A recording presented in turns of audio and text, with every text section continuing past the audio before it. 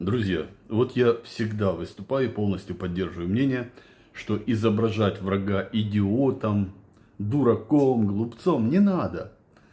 С одной стороны, это нивелирует нашу работу. Действительно, противник бывает очень серьезен, опасен, способен на хитрости, на неожиданные ходы. И считать его идиотом — это занижать все свои результаты. Сложно ли выиграть у идиота и как обидно ему проиграть.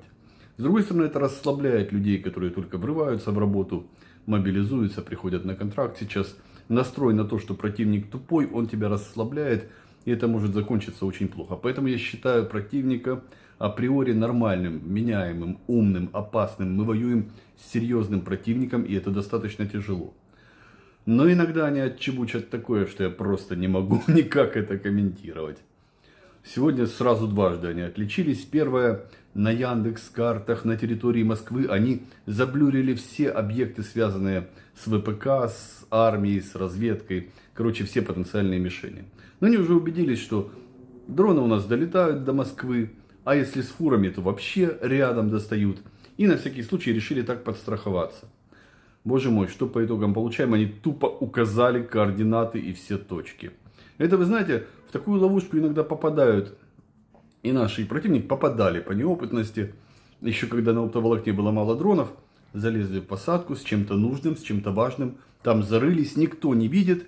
И вот летят дроны противника, мимо посадки видят посадка, зеленка, все.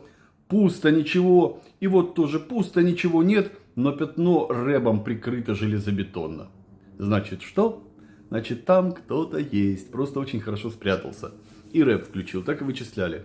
И сейчас с Яндекс.Картами та же история. Мы теперь прекрасно видим, где и что находится. Подробности, кстати, можно посмотреть на Google картах. Это совершенно несложно. Вот. Но подробности часто и не нужны. Просто знаем точки и координаты, за которые они боятся. В общем, памятник поставить и дать какую-нибудь украинскую медальку человеку, который все это придумал.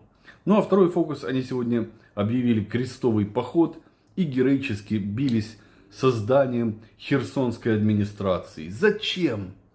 Она пустая 300 лет. Все же понимают, господи, админ здания, мишень, туда уже прилетало. Оно пустое. Там ни военных, ни гражданского начальства, ни бомжей, ни складов, ничего. И тем не менее, утром они по нему влупили бомбы и выгрызли кусок. И даже Марков, по-моему, вылез и сказал, что это отчасти может быть символом этой войны. Угу. Символом бессмысленного разрушения.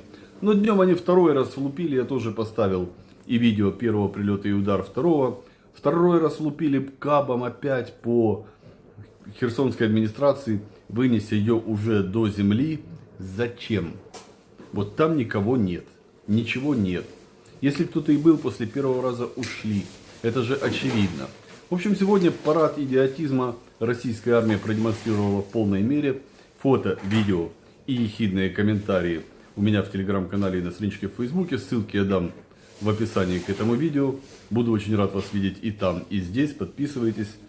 Все будет Украина.